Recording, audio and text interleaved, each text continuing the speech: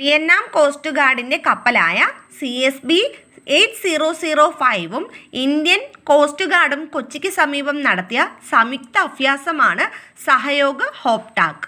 29ാമത് കേരള അന്താരാഷ്ട്ര ചലച്ചിത്രമേളയിൽ ഏറ്റവും മികച്ച ചിത്രത്തിനുള്ള പ്രേക്ഷക പുരസ്കാരം നേടിയത് ഫെമിനിച്ചി ഫാത്തിമയാണ്. സംവിധാനം ഫാസിൽ മുഹമ്മദ്. 29ാമത് കേരള അന്താരാഷ്ട്ര ചലച്ചിത്രമേളയിൽ മികച്ച ചിത്രത്തിനുള്ള സുവർണ ചകോരം നേടിയ ബ്രസീലിയൻ ചിത്രമാണ് മാലു. സംവിധാനം പെഡ്രോ ഫെയറി.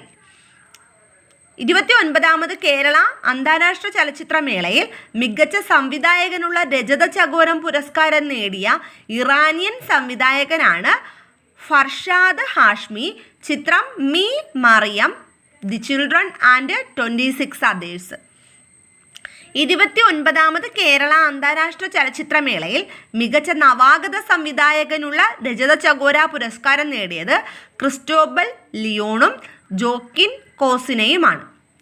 2024 അന്തരിച്ച കർണാടക മുൻ മുഖ്യമന്ത്രിയാണ് SM കൃഷ്ണ.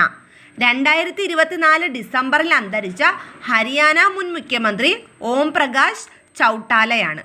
2024 ലോക മനുഷ്യാവകാശ ദിനത്തിൻ്റെ പ്രമേയമാണ് our rights our future right now. ലോക മനുഷ്യാവകാശ ദിനം എന്താണെന്ന് എല്ലാവർക്കും അറിയാലോ, ഡിസംബർ 10 കേട്ടോ. 2023 JC ഡാനിയൽ പുരസ്കാരം നേടിയത് ഷാജി N കരുണാണ്. മറക്കരുത്, 2023 JC ഡാനിയൽ പുരസ്കാരം നേടിയത് Shaji N Karun. Reserve bank of ഇന്ത്യയുടെ 26ാമത് ഗവർണർ ആരാണ്? ഉത്തരം സഞ്ജയ് മൽഹോത്ര. 2024 പുരുഷന്മാരുടെ അണ്ടർ 90 ഏഷ്യ കപ്പ് ഏകദിന ക്രിക്കറ്റ് ജേതാക്കളായത് ബംഗ്ലാദേശാണ്. അപ്പോൾ 2024 പുരുഷന്മാരുടെ അണ്ടർ 90 ഏഷ്യ കപ്പ് ഏകദിന ക്രിക്കറ്റിലെ ജേതാക്കൾ ബംഗ്ലാദേശാണ്. ഫൈനലിൽ ഇന്ത്യയെ തോൽപ്പിക്കുന്നു. വേദി UAE ആയിരുന്നു.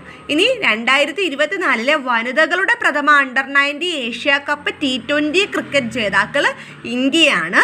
ഫൈനലിൽ ബംഗ്ലാദേശിനെ തോൽപ്പിക്കുന്നു. വേദി Malaysia. 2024 time magazine person of the ഇയറായി തിരഞ്ഞെടുക്കപ്പെട്ടത് ഡൊണാൾഡ് ട്രംപ് ആണ്. അപ്പോൾ 2024 ടൈം മാഗസിൻ്റെ പേഴ്സൺ ഓഫ് ദി ഇയറായി തിരഞ്ഞെടുക്കപ്പെട്ടത് ഡൊണാൾഡ് ട്രംപ് ആണ്. ചരിത്രത്തിലെ ഏറ്റവും വലിയ സമ്പന്നൻ എന്ന വിശേഷണം ലഭിച്ചത് ഇലോൺ മസ്കിനാണ്. അപ്പോൾ ചരിത്രത്തിലെ ഏറ്റവും വലിയ സമ്പന്നൻ എന്ന വിശേഷണം ലഭിച്ചത് ഇലോൺ മസ്കിനാണ്. അതുകൊണ്ട് തന്നെ ഡൊണാൾഡ് ട്രംപ് പുതുതായി രൂപവൽക്കരിച്ച സർക്കാർ കാര്യക്ഷമത വകുപ്പിനെ നയിക്കാൻ വേണ്ടിയിട്ട് ഇലോൺ മസ്കിനെയും വിവേക് രാമസ്വാമിയെയുമാണ് നിയമിച്ചത്. ഇനി സിറിയയുടെ പുതിയ പ്രധാനമന്ത്രിയാണ് മുഹമ്മദ് അൽ ബഷീർ.